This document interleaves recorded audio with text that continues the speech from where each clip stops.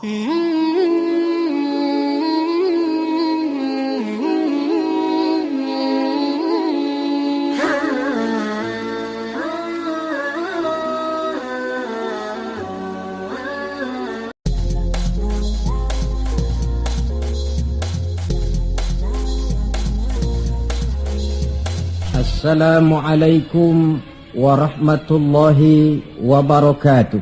Waalaikumsalam warahmatullahi wabarakatuh.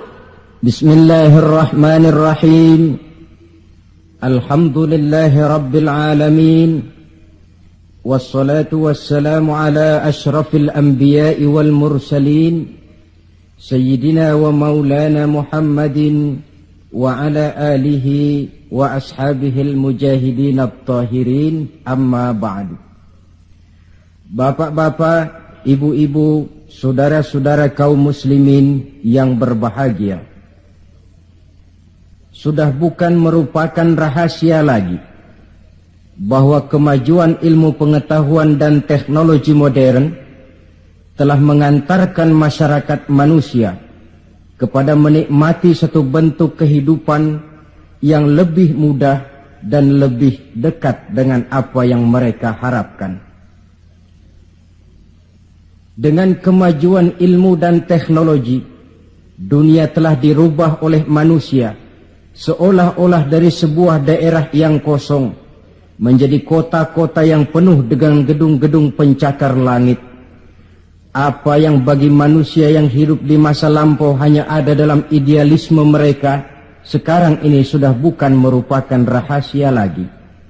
Orang telah bertandang ke bulan, dan mungkin dalam beberapa tahun yang akan datang mereka akan mendarat pula di planet-planet lainnya. Kekurangan tanah pertanian bisa diatasi dengan merubah gurun pasir yang gersang dan tandus menjadi areal pertanian yang subur. Hujan lokal dapat dibuat. Kekurangan air bisa diatasi dengan penyulingan air laut melalui proses kimiawi.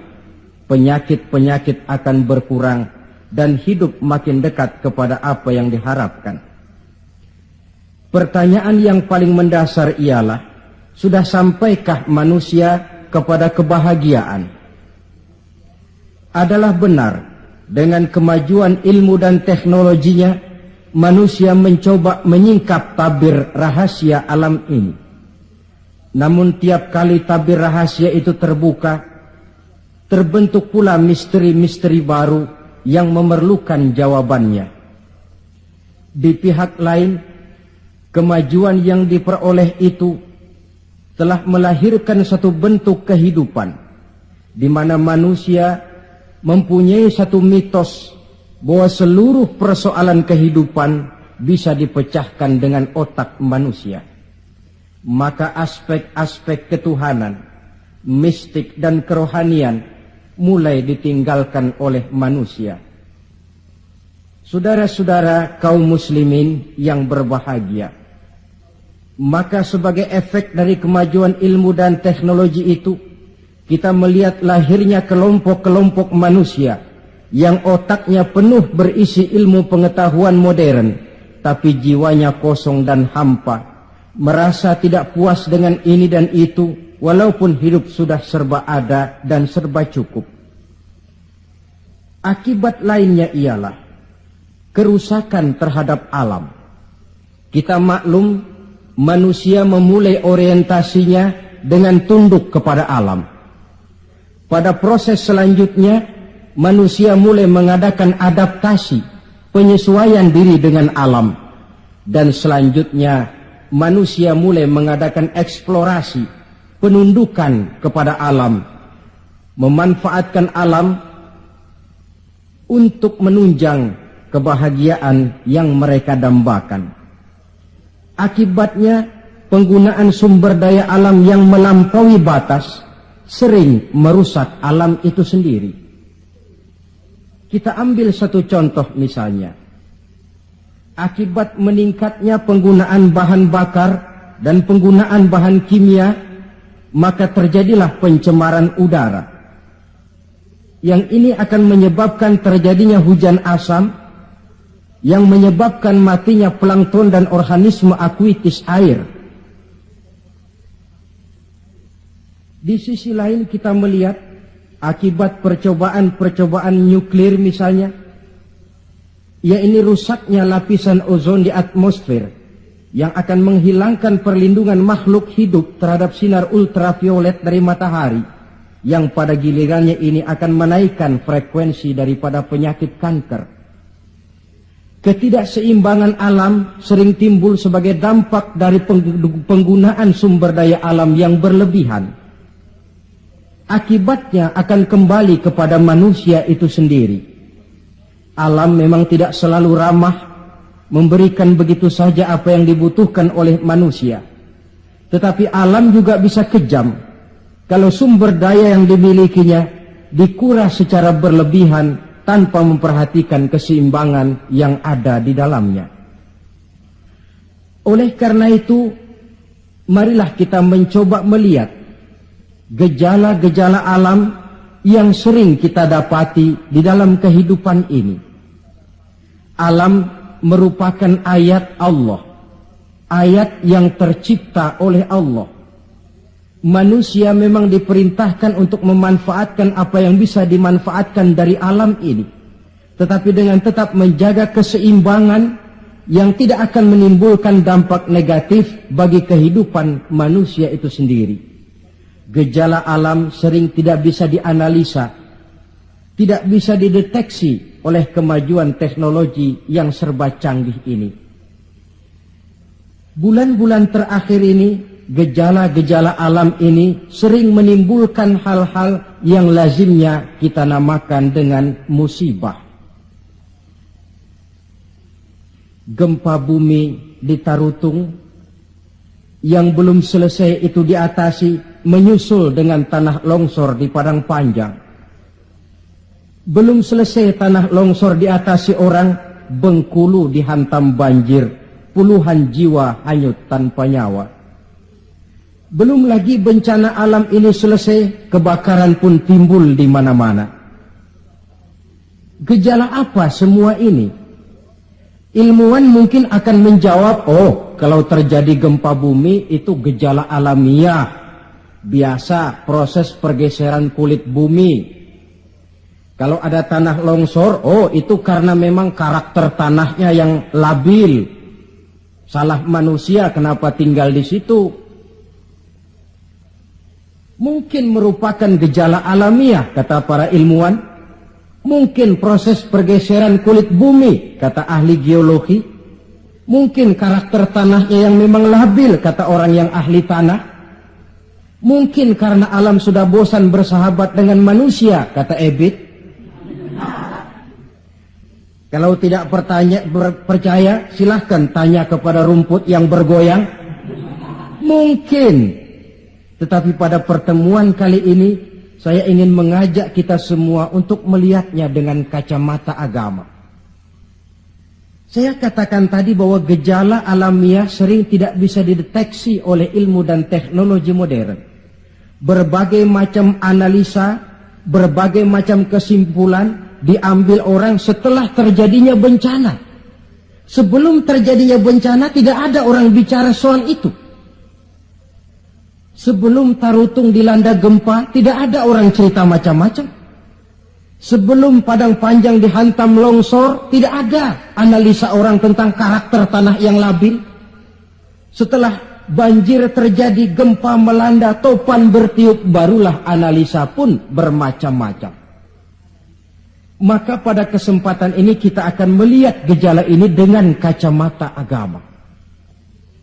Menurut agama, apapun yang menimpa kita lazimnya dinamakan musibah. Musibah ialah ma asaban nasu min khairin aw syarrin.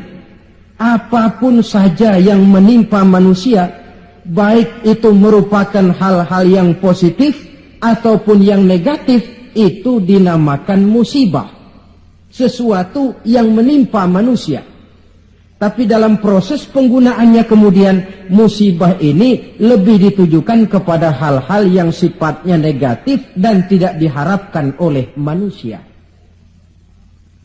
Saudara-saudara kaum muslimin, musibah yang datang menimpa manusia itu bisa merupakan 3 kemungkinan. Kemungkinan pertama sebagai ujian. Kemungkinan yang kedua merupakan teguran.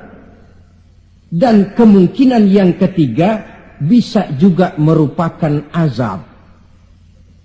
Jadi kalau datang musibah menimpa kita, hal pertama yang harus kita teliti, ini ujian atau teguran atau merupakan azab. Kalau musibah itu menimpa orang-orang yang beriman, petani yang rajin sujud tapi sawahnya dihantam wereng, peladang yang rajin beribadah tapi kebun jambunya dimakan ulat misalnya, itu merupakan ujian. Sebaliknya, seorang mukmin yang gemar melakukan dosa lalu mendapat musibah, itu merupakan teguran agar dia kembali ke jalan yang benar. Sedangkan kalau orang kafir yang mendapat musibah, itu merupakan azab pada kehidupan di dunia ini. Syukurlah kalau musibah yang menimpa kita merupakan ujian. Sebab musibah yang merupakan ujian ini, jikalau kita jalani dengan lapang dada, tetap bertawakal kepada Allah, akan memberikan pahala kepada kita. Apa saja musibah yang merupakan ujian itu? Dalam surah Al-Baqarah ayat 155, Allah subhanahu wa ta'ala menjelaskan, A'udzu billahi minasyaitonir rajim. وَلَنَبْلُوَنَّكُمْ بِشَيْءٍ مِّنَ الْخَوْفِ وَالْجُوعِ وَنَقْصٍ مِّنَ الْأَمْوَالِ وَالْأَنْفُسِ وَالثَّمَرَاتِ. Dan pasti, kata Allah, ada lamu taukid di sini, dan pasti kami akan menguji kamu. Dengan apa? Bisyai'im minal khauf, dengan sebagian kecil dari rasa takut. Rasa takut yang tidak beralasan itu merupakan musibah. Musibah yang ujian buat orang-orang yang beriman.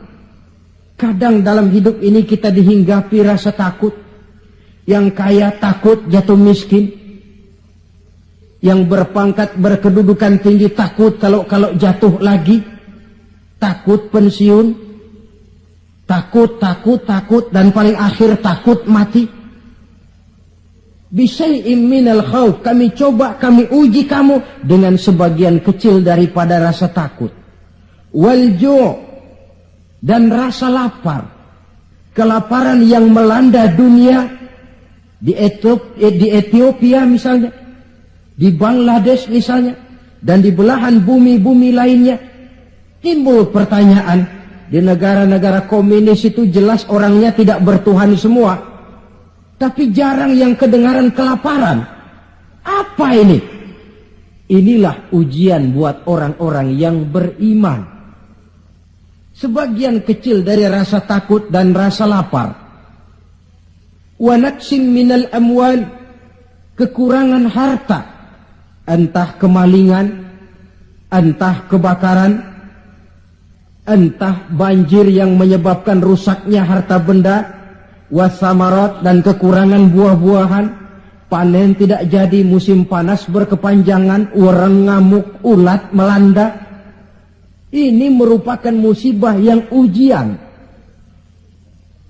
Menghadapi ujian semacam ini, Allah menjelaskan dalam kalimat berikutnya, wabasyiris sabirin, dan gembirakanlah orang-orang yang sabar menghadapi ujian tadi itu. Siapa sih orang yang sabar itu? Dalam pengertian sehari-hari, maaf ya, kita sering salah kaprah dengan sabar ini. Menurut kita yang namanya sabar itu orang yang diem, ayem, nggelenggem, gak macem-macem, itu kita sebut sabar. Sudah ketahuan gak salah apa-apa, kepalanya ditampar orang, kelepah, diem aja. Temennya bilang, sampean gak salah ditampar kok diam. Saya lagi sabar. Oh, saya kira sabar yang begini ini sabar yang salah pasang. Siapa sih orang yang sabar ini? Ayat selanjutnya menjelaskan, ini yang disebut tafsirul ayat bil ayat. Ayat mentafsirkan ayat. Siapa orang yang sabar itu? Alladzina iza asabathum musibah qalu inna lillahi wa inna ilaihi raji'un. Orang yang sabar ialah orang yang kalau mereka kena musibah, mendapat kesulitan, kesukaran, mereka sadar kembali kepada prinsip inna lillahi wa inna ilaihi raji'un. Sesungguhnya kami berasal dari Allah dan sesungguhnya kami akan kembali kepada Allah. Bukan ucapannya, tapi penghayatannya yang terpenting dalam kehidupan. Kalau ini yang jadi basis kehidupan, rasa takut tidak perlu ada dalam hidup ini. Walaupun kekurangan harta, kekurangan buah-buahan, kena musibah lapar, tidak perlu ada rasa takut. Kenapa? Kita sadar segalanya datang dari Allah, akan kembali menghadap Allah. Kalau kita punya jabatan tinggi, tidak takut diberhentikan, tidak takut pensiun. Kenapa? Sadar. Dulu pun waktu saya lahir ke dunia, saya enggak bawa jabatan apa-apa. Kalau sekarang harus pensiun atau diberhentikan, innalillah wa inna ilaihi raji'un. Terlahir pun ke alam ini, tidak ada saya menyandang pangkat. Kan tidak ada bayi lahir di pundaknya lalu jadi kopral. Tidak ada. Innalillah wa inna ilaihi raji'un. Kalau satu saat dia kehilangan harta yang dicintainya, dia sadar lalu kembali. Dulu pun ketika lahir ke alam ini, tidak ada harta yang saya bawa, telanjang saya lahir ke alam ini. Ini namanya filsafat kehidupan yang paling mendasar. Segalanya datang dari Allah, segalanya akan kembali kepada Allah. Tanpa kesadaran ke arah itu, boleh jadi perasaan takut akan merajai hati kita. Si kaya takut miskin, si pangkat takut jatuh rendah ke bawah, dan selanjutnya, dan selanjutnya. Tapi orang yang sadar segalanya datang dari Allah, segalanya akan kembali kepada Allah, apa yang perlu dirisaukan? Apa yang perlu ditakutkan? Karena basis kehidupannya, dia pasrah. Segala yang saya punya, segala yang saya miliki dalam kehidupan ini, cuma titipan dari Allah. Kembali semuanya menghadap kepada Allah. Ma'asyiral muslimin rahimakumullah. Itulah sebabnya seorang muslim setiap mendapat musibah, dia harus mengucapkan innalillah wa inna ilaihi raji'un. Jangan macam kita ini innalillahinya kalau ada orang mati saja. Sampai dulu dalam satu pengajian, seorang kiai tanya santrinya, kemana si fulan tidak datang? Kata temannya, si fulan sakit kiai. Kata kiai, innalillah wa inna ilaihi raji'un. Temannya nyaut, kiai belum mati dia. Loh, kata kiai, sakit itu kan musibah. Setiap terkena musibah, orang dianjurkan, disunahkan mengucapkan innalillahi wa inna ilaihi raji'un.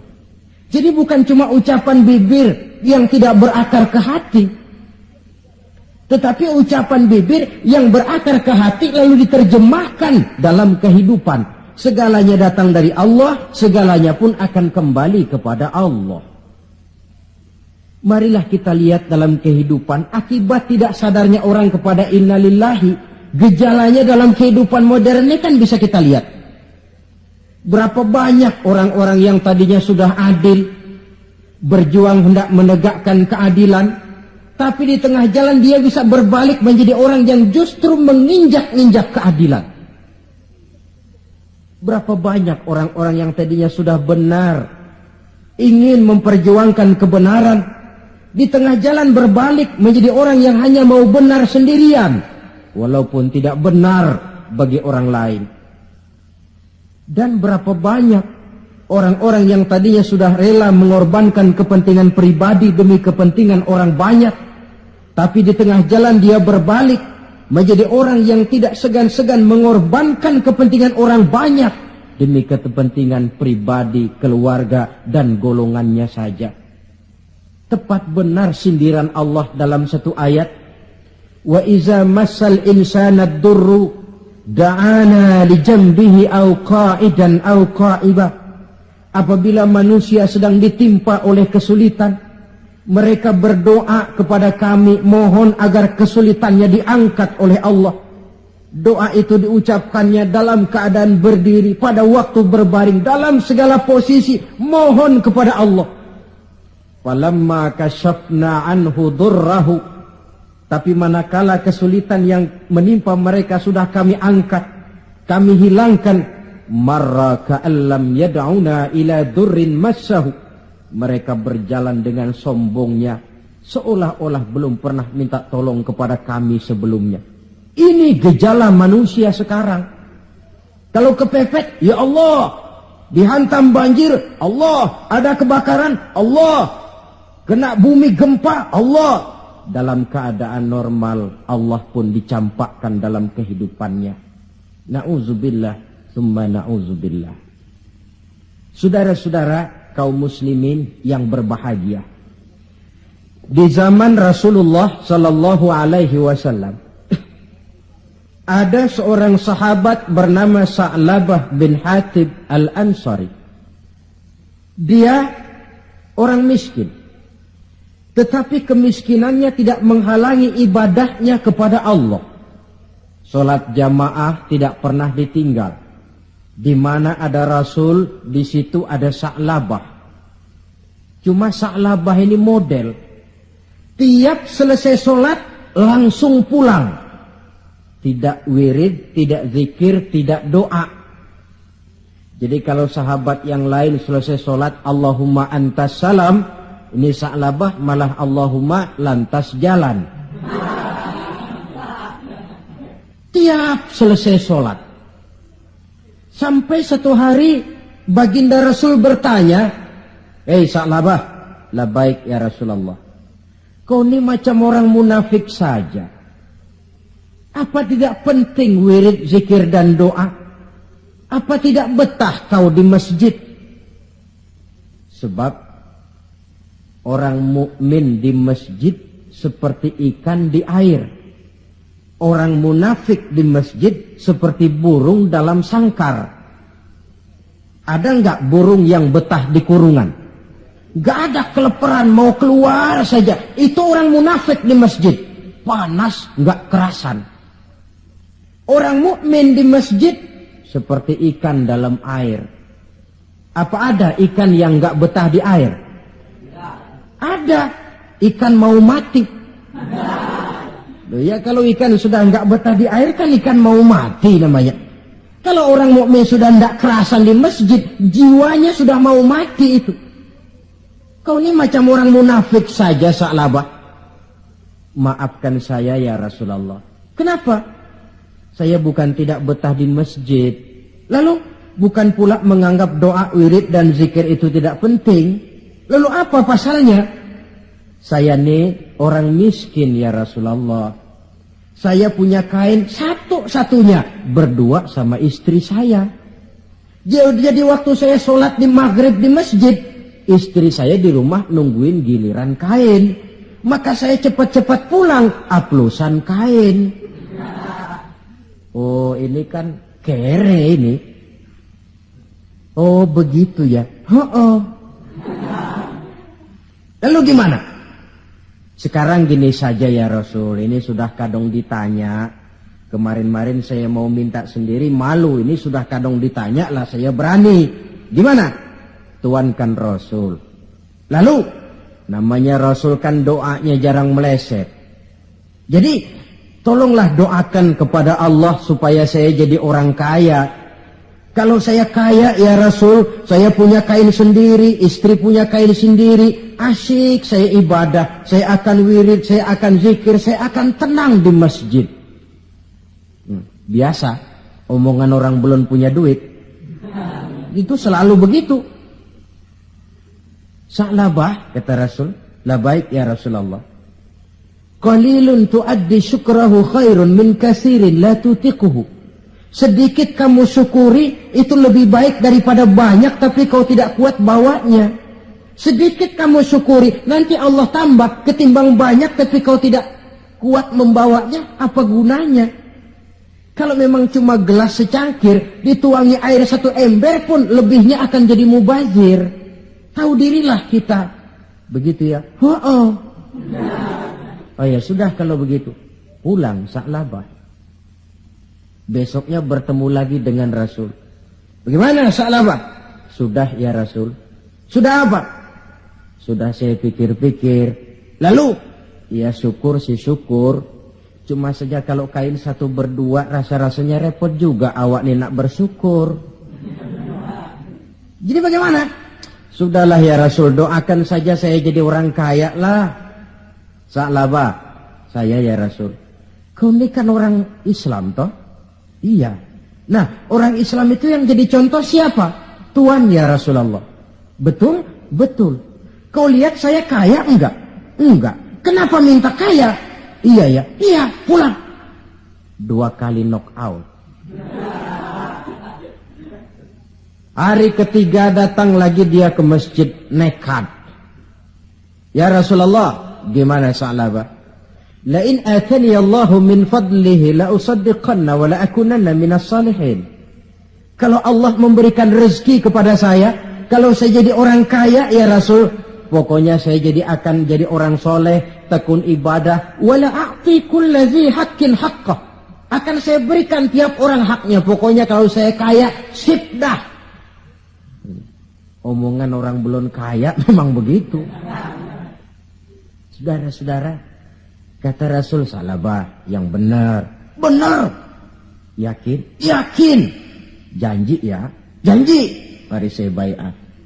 Selesai baiat didoakan oleh baginda Rasul. Allahumma rzuq Sa'labah. Ya Allah berikan rezeki kepada Sa'labah. Selesai didoakan, Sa'labah dihadiahkan seekor kambing oleh baginda Rasul.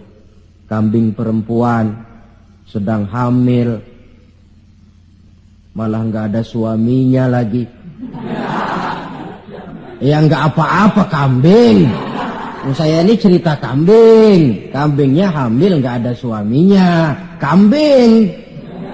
Yang orang jangan tersinggung loh. Saya ngomong kambing. Sa'labah, kau bawa pulang kambing ini. Kau pelihara. Mudah-mudahan membawa berkah. Baik ya Rasul. Dibawa pulangnya kambing itu dirawatnya baik-baik. Lalu lahiran kambing itu. 1 jadi 2. 2 jadi 3. 3 lahir lagi jadi 5. 5 jadi 7, 7 jadi 10, 10 jadi 15. Makin lama makin banyak kambingnya, makin sibuk. Datang sholat mulai terlambat. Kalau tadinya belum azan sudah datang ke masjid, sekarang sudah komat baru nongol. Lambat laun sholat 5 waktu tidak kelihatan di masjid, kelihatan cuma Jumat saja. Itu pun kalau khatib sudah naik mimbar dia baru datang. Rasul bertanya, kemana Sa'labah? Sibuk ya Rasul, kambingnya makin banyak sekarang, ngembalaknya keluar kota. Ya wailah Sa'labah. Aduh, kasihan Sa'labah. Aduh, celaka Sa'labah. Sampai Jumat pun tidak kelihatan di masjid. Kelihatan paling-paling cuma Idul Fitri sama Idul Adha. Sholat tahunan. Nah, kemudian sampai waktunya di mana umat Islam diwajibkan membayar zakat. Rasul mengutus utusan, datangi Sa'labah, minta zakatnya. Ketika didatangi ini, Sa'labah berkata, ma hadhihi illal jizyah. Ini jizyah, saya tidak wajib zakat. 2 kali sampai 3 kali dia tidak mau bayar zakatnya. Kata Rasul, cukup, jangan didatangi lagi. Kemudian turunlah ayat, wa minhum man ahadallaha la in atani Allahu min fadlihi la usaddiqanna wa la akunanna minas salihin. Di antara mereka ada yang berjanji kepada Allah, kalau diberikan rezeki akan bersedekah dan akan jadi orang baik-baik. Tapi setelah diberikan rezeki mereka berpaling dan lupa dengan janjinya. Ayat ini disampaikan orang kepada Sa'labah. Sa'labah baru saja turun ayat bunyinya begini-begini. Rasanya ayatnya nyindir sampean ini. Enggak ah. Habis siapa lagi yang punya mental macam ini? Dia sadar, cepat-cepat dia datang menghadap baginda Nabi, hendak bayar zakat. Kata Rasul, cukup Sa'labah. 3 kali utusanku datang, kau tidak mau bayar, sekarang bawa pulang lagi. Sampai Rasul wafat. Akhirnya Sa'labah mengalami kebangkrutan di zaman Sayyidina Utsman bin Affan. Tengoklah riwayat Sa'labah ini. Ketika diuji dengan kemiskinan, dia lulus. Rajin ibadah, dekat dengan Rasul. Tapi ketika diuji dengan kekayaan, dia lupa diri dan jatuh menjadi orang yang bakhil. Saudara-saudara, itulah sebabnya kita berharap mudah-mudahan bencana yang menimpa bangsa kita akhir-akhir ini, entah itu merupakan gempa di Tarutung, tanah longsor di Padang Panjang, banjir di Bengkulu, kebakaran di Pasar Mercu Buana, Medan, kebakaran di Pasar Anyar Bogor, kita berharap itu merupakan ujian saja. Ujian yang harus kita terima dengan sikap mental inna lillah wa inna ilaihi raji'un. Segalanya datang dari Allah, kembali kepada Allah. Lalu apa manusia ini? La haula wa la quwata illa billahil aliyyil azim. Nah, ini musibah pertama. Musibah merupakan ujian. Yang kedua, ada musibah itu yang merupakan teguran dari Allah. Bukan ujian, tapi teguran. Wong namanya ditegur, tentu karena orang lalai, lupa diri, lengah, sehingga perlu ditegur. Dalam surah Ar-Rum ayat 41, Allah menjelaskan, Zaharul fasadu fil barri wal bahri bima kasabat aydin nas. Telah bertebaran kerusakan di daratan dan di lautan dari sebab ulah tangan-tangan manusia. Liyuziqahum ba'dallazi 'amilu la'allahum yarji'un. Agar Allah memberikan kepada mereka sebagian daripada balasan akibat ulah tangan mereka sendiri. Mudah-mudahan dengan balasan dan teguran-teguran ini mereka kembali sadar, ingat diri dan bertaubat kepada Allah Subhanahu wa taala. Telah bertebaran kerusakan di daratan dan di lautan dari sebab ulah tingkah pola tangan manusia. Di awal tadi sudah saya coba jelaskan sepintas. Kemajuan ilmu dan teknologi modern ternyata tidak selamanya punya dampak positif. Juga dia punya dampak negatif yang berakibat kepada kehidupan manusia sendiri. Satu contoh misalnya. Sekarang ini kan orang mulai membuat apa yang disebut dengan rumah kaca. Kalau saudara berjalan melihat bangunan-bangunan tinggi, kan sudah ada yang seolah-olah semuanya ditutup dengan kaca. Memang di lain pihak akan mengurangi penggunaan sumber daya alam yang baku, tapi di lain pihak rumah kaca ini akan menaikkan suhu udara. Akibatnya permukaan air laut akan naik karena mengembangnya air laut. Dan jangka panjangnya melelehnya es di kutub. Akibatnya kota-kota yang berada di pantai-pantai yang rendah banyak mengalami erosi dan pencemaran air. Misalnya Jakarta, Bangkok, New York. Tahu New York? Pernah ke New York? Ke New York belum pernah? Sama.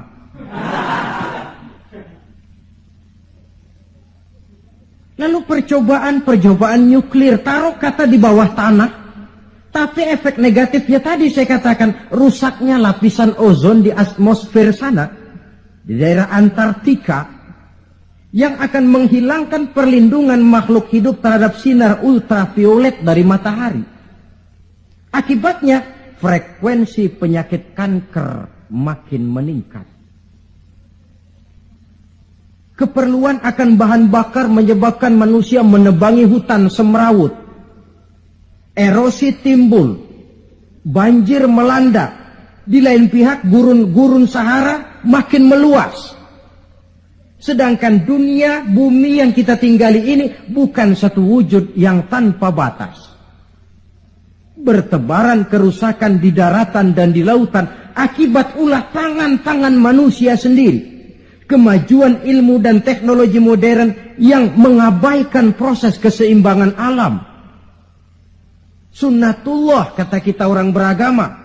Hukum alam kata orang sekuler. Natural of law katanya, bahasa kerennya. Akibatnya manusia sendiri yang merasakannya. Maka musibah-musibah yang datang ini teguran. Manusia, jangan terlalu mengeruk sumber daya alam. Hai manusia, sadar bahwa kemampuanmu terbatas. Hai manusia, ilmu dan teknologi itu merupakan sedikit sekali dari ilmunya Allah. Tidak wajar lalu meloncat menjadi angkuh dan sombong karena temuan-temuan yang didapatinya di dalam penelaahan ilmiahnya. Ini bencana musibah yang merupakan teguran. Atau di dalam satu masyarakat yang maksiatnya merajalela. Yang ma'ruf jalan, tapi yang munkar juga jalan. Artinya 50-50. Majelis taklim ramai, majelis judi pun makmur. Pondok pesantren hidup, tapi juga tempat-tempat maksiat berjalan. Keseimbangan ini memerlukan teguran. Dan teguran itu sesungguhnya tidak hanya dalam bentuk bencana alam, tapi juga secara pribadi yang ada dalam diri kita. Kalau kulit mulai keriput, teguran itu, awas kereta mau berangkat. Jangan tua-tua keladi nak, makin tua makin menjadi. Sadarlah diri. Kalau uban sudah bertabur, kalau pandangan sudah lamur, kalau pendengaran sudah kabur, kalau makan pun cuma kuat makan bubur, tandalah tuh sudah dekat ke lubang. Awas kereta mau berangkat. Teguran yang datang menimpa diri dalam bentuk yang luas yang merupakan bencana alam, musibah dan sebagainya. Ini bentuk yang kedua, bencana merupakan teguran. Bentuk yang ketiga, ada bencana itu, musibah itu yang merupakan azab dari Allah. Dalam surah Ali Imran ayat 112 Allah Subhanahu wa taala menjelaskan, "Duribat alaihimu dhillatu aynama thuqifu." Dimanapun mereka berada, mereka akan ditimpa oleh kehinaan. Illa bihablim minallah wa hablim minan nas. Kecuali mereka yang teguh berpegang dengan tali Allah, agama ini, wa hablim minan nas, dan tali hidup bermasyarakat. Wa ba'u bighadabim minallah. Mereka akan mendapat murka dari Allah. Wa duribat alaihimul maskana. Juga ditimpakan kehinaan dan kerendahan kepada mereka. Apa penyebabnya? Dzalika biannahum kanu yakfuruna biayatillah wa yaqtuluna al-anbiya'a bighairi haqq. Dzalika bima 'asaw wa kanu ya'tadun. Ada 4 penyebabnya menurut Ali Imran ayat 112 ini. Kenapa ditimpakan kehinaan, kerendahan? Lahir di tengah negara Katulistiwa, bagaikan jamrut mutiara, daerahnya subur makmur, hijau ranau, gemah ripah loh jenawi.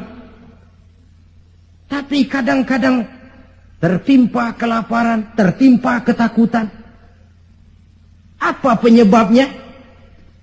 4 penyebab utama. Pertama, yakfuruna bi ayatillah. Mereka ingkar dengan ayat-ayat Allah. Baik ayat yang terucap oleh Allah yang kita namakan wahyu, Al-Quran, atau ayat yang tercipta oleh Allah, alam ini. Mereka ingkar, mereka ambil manfaat dari alam, mereka kuras alam, tapi mereka tidak pernah syukur kepada Sang Pencipta alam. Kalau bahasa kasarnya kira-kira Tuhan kan jengkel. Bumi gue aja lu manfaatin, gue nya lu gak mau sembah. Ingkar, kafir kepada ayat Allah. Itu yang mendatangkan musibah. Dijelaskan dalam An-Nahl 112. Wa daraballahu mathalan qaryatan kanat aminatan mutmainnah. Allah memberikan satu contoh tentang kampung, kota, negara yang aman, tenang, tentram, damai. Ya'tiha rizquha ragadan min kulli makan. Rizkinya datang dari arah manapun saja. Apa saja ditanam tumbuh menghasilkan buah yang bermanfaat. Air mengalir dengan jernih. Sawah terhampar luas hijau menguning. Rempah-rempahnya tidak terkira lagi. Fakafarat bi an'umillah. Tapi penduduknya ingkar kepada nikmat Allah. Apa yang terjadi? Fa'azaqahallahu libasal ju'i wal khauf bima kanu yasna'un. Akibatnya Allah hantam mereka dengan kelaparan dan ketakutan dari sebab ulah mereka sendiri. Jadi musibah yang merupakan azab itu datang, penyebab pertamanya orang kufur kepada ayat-ayat Allah. Baik yang terucap oleh Allah, yaitu wahyu, atau kufur kepada ayat yang tercipta oleh Allah, yakni alam yang terbentang ini. Penyebab yang kedua, wa yaqtuluna al-anbiya'a bighairi haqq. Mereka membunuh para nabi tanpa alasan yang benar. Membunuh nabi. Loh Pak, zaman sekarang kan nggak ada nabi, bagaimana kita mau membunuh nabi? Memang zaman kita tidak membunuh nabi secara fisik karena nabinya tidak ada. Tapi menginjak-injak ajarannya. Meletakkan ajarannya di bawah rasio. Itu kan sudah membunuh nabi. Buat apa kita agungkan namanya kalau kita injak ajarannya? Buat apa kita sebut dan kita sanjung dia kalau kita belakangi perintahnya? Membelakangi para nabi. Itu sudah pembunuhan kepada para nabi, pembunuhan gaya modern zaman kita sekarang ini. Muhammad itu manusia biasa.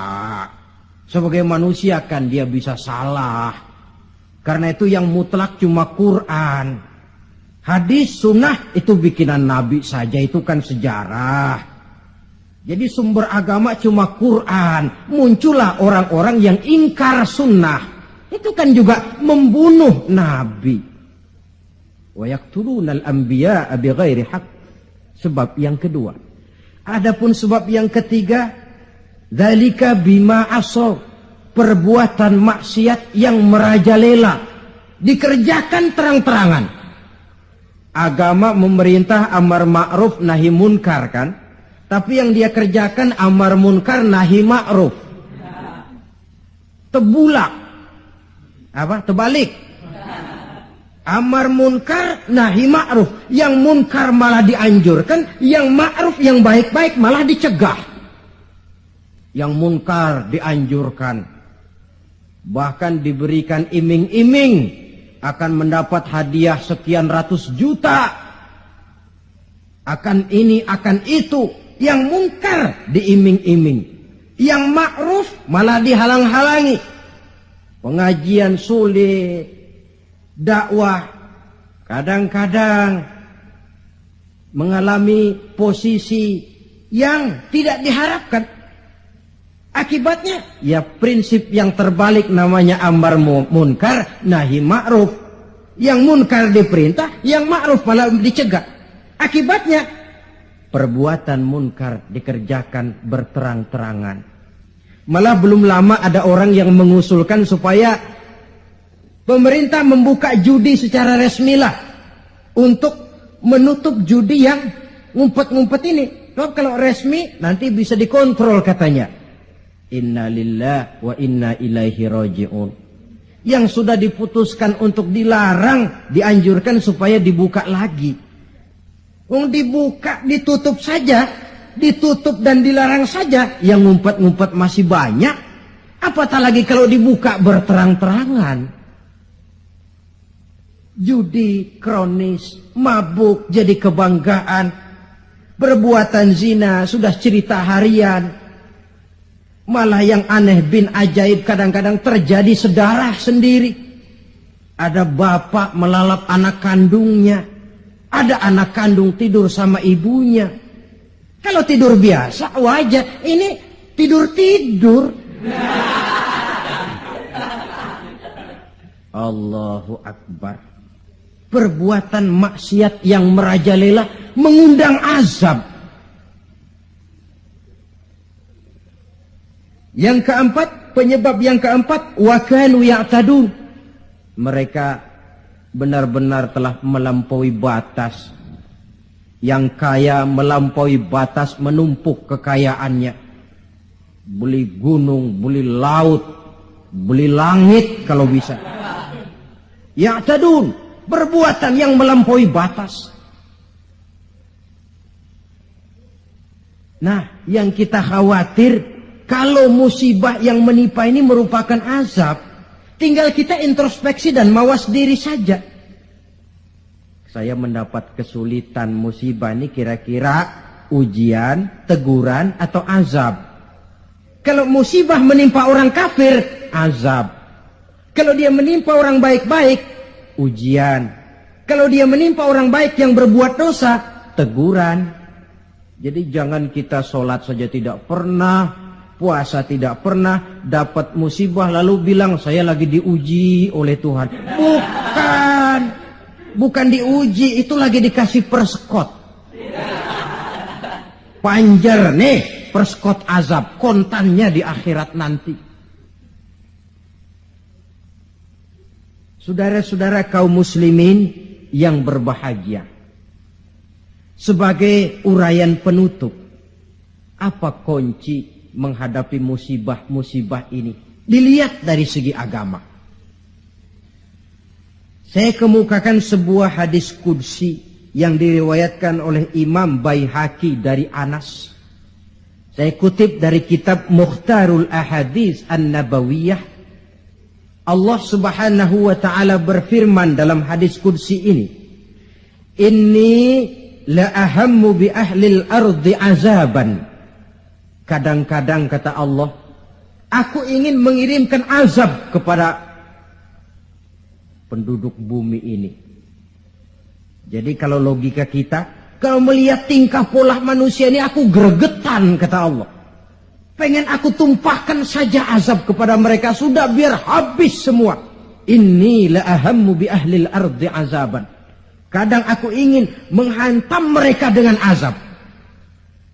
Falamma nazartu ila ummari buyuti.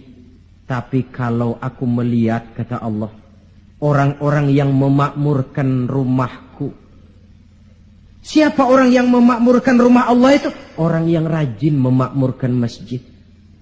Kalau aku lihat itu kata Allah. Wal mutahabbina fi, dan orang yang saling cinta mencintai karena aku kata Allah. Wal mustaghfirina bil ashar, orang-orang yang melakukan istighfar mohon ampun kepada Allah baik pada waktu pagi maupun petang. Surifat saraftu azabi anhum, aku angkat azabku dari mereka. Jadi rupanya ini yang meredam murka Allah itu. Allah sih maunya numpahkan azab, tapi begitu Allah melihat orang yang tekun memakmurkan masjid, rajin sujud, menghidupkan dakwah di masjid, orang yang saling kasih mengasihi karena Allah, orang yang mohon ampun di waktu pagi dan petang, azab itu, keinginan menyampaikan azab, aku tarik kembali kata Allah. Jadi apa obat pertama? makmurkan masjid. Jangan sebaliknya. Kalau orang sudah lebih penuh ke gedung bioskop daripada ke masjid, kalau orang sudah lebih menyukai hidup berfoya-foya ketimbang membantu fakir miskin, yatim piatu dan orang-orang tidak mampu, kalau koran sudah jadi bacaan wajib sementara Quran cuma sekedar hiasan rak di rumah, tidak ada lagi nanti yang dipandang-pandang Allah. Wal mutahabbina fi, orang yang cinta mencintai karena Allah. Wal mustaghfirina bil ashar, orang yang memohon ampun pada waktu siang dan malam, sore dan pagi. Ini yang meredam murka Allah. Jadi di antara yang harus kita lakukan di dalam memohon kepada Allah agar bencana musibah ini berkurang, apa jalannya? Salah satu di antaranya, pertama memakmurkan masjid. Yang kedua, kalau ngambil istilah yang lagi ngepop, memasyarakatkan istighfar dan mengistighfarkan masyarakat. Jangan cuma olahraga saja di masyarakat. Istighfar. Satu contoh pengalaman. Beberapa waktu yang lalu kan Gunung Galunggung meletus toh. Meletus apa meletus? Meletus. Di kaki Gunung Galunggung, di desa yang namanya Kikisik, tinggal seorang ajengan, kiai kalau di Jakarta bilang, ajengan Sadili. Beliau belum lama meninggal dunia. Orang lain pindah, beliau tenang saja di situ. Pesantren, masjid, komplek perumahan. Saya pernah berziarah ke tempat beliau pada saat gunung sedang aktif, meletus. Saya tanya, ajengan, apa ndak kepengen hijrah? Hijrah? Iya. Saya malah menganjurkan, kata beliau. Tapi hijrah yang saya anjurkan itu pindah dari maksiat kepada taat. Pindah dari jauh kepada Allah menjadi dekat dengannya. Pindah dari menentang Allah menjadi taat kepadanya. Pindah dari malas ibadah menjadi rajin ibadah. Hanya dengan hijrah macam ini insya Allah Galunggung reda. Sebab siapa sangka dia bakal meletus. Tidak diawasi. Tidak masuk gunung yang frekuensinya itu membahayakan dalam waktu singkat seperti Anak Krakatau atau Merapi. Tahu-tahu meletus. Dan letusannya cukup lama, memakan waktu 1 bulan lebih. Ndak, saya bilang ajengan, maksud saya hijrah pindah tempat tinggal ini bahaya kelas 1. Kalau lahar jatuh habis ini. Lalu beliau membacakan satu ayat yang saya tercenung.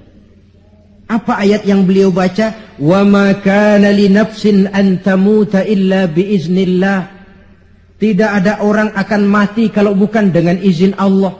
Biar saya tetap di sini, kalau Allah tidak izinkan saya mati, insya Allah saya selamat. Lantaran yang ngomong kiai, ahli ibadah, saya setuju. Tapi kalau yang ngomong okem, biar saya di sini, kalau Allah nggak izinkan kan saya selamat. Alah, jangan bertingkah lah, pindah aja. Kita ini kan kadang-kadang tidak melihat makom ya, kedudukan di sisi Allah. Orang lain baca ini bisa begini ya, orang lain kiai, kita yang bukan kiai. Lalu mau ikut-ikutan. Nabi Ibrahim masuk ke api. Lalu ada ayat, ya narukuni bardan wassalaman ala Ibrahim. Hei api dingin, kamu selamatkan Ibrahim. Nabi Ibrahim, ya selamat. Api dingin. Lalu kita masuk ke api baca ayat tadi, mateng.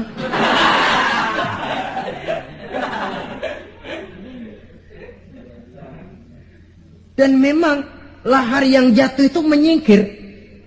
Rumah Pak Kiai itu dilewati saja oleh lahar, tidak masuk ke dalamnya. Ya Allah, saya teringat hadis qudsi ini.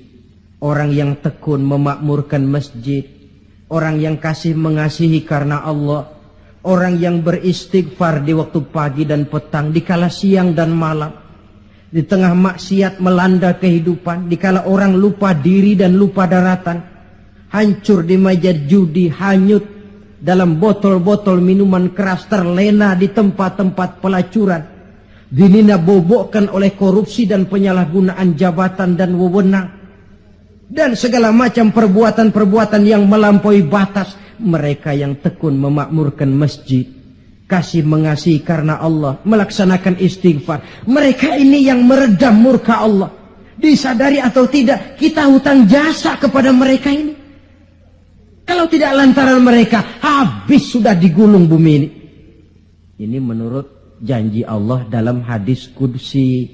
Karena analisa yang kita pegang ini analisa agama.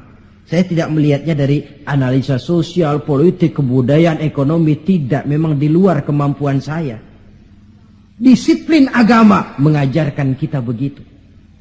Dengan kata lain, seharusnya kalau ada orang memakmurkan masjid, itu yang kita bantu. Kasih mengasihi karena Allah, itu yang kita dorong. Orang yang melaksanakan istighfar, itu yang kita dekati. Alhamdulillah ya, masih ada yang istighfar. Alhamdulillah ya, masih ada yang memakmurkan masjid. Jangan, alah orang gaek lah, orang tua kertu kerjanya cuma megang-megang tasbih saja. Apa sih bisanya? Cuma istighfar saja. Istighfar ini yang meredam murka Allah. Alah, kerjanya main di masjid mulu, taklim khutbah. Apa itu? Ini yang meredam murkanya Allah. Bahkan dalam hadis lain, laula suyukhun rukka wa bahaimun rutta. Kalau tidak karena orang tua yang rajin sujud, kalau tidak karena binatang melata yang mencari makan, kalau tidak karena bayi yang menyusui, la sabba alaihim azaban sabba, akan aku timpakan azab kepada mereka sehebat-hebatnya. Bayi yang masih menyusui, yang masih bersih dari segala dosa, yang masih punya masa depan, orang-orang tua yang rajin sujud kepada Allah, ini peredam murkanya Allah.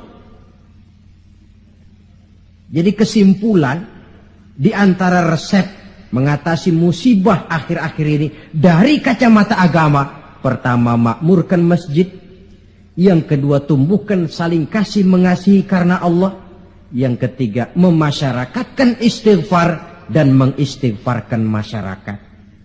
Kaum muslimin, inilah saja yang kita bicarakan pada pertemuan kali ini. Semoga ada manfaatnya. Terima kasih atas segala perhatian. Mohon maaf atas segala kekurangan. Usikum wa nafsi bitaqwallah. Wassalamualaikum warahmatullahi wabarakatuh.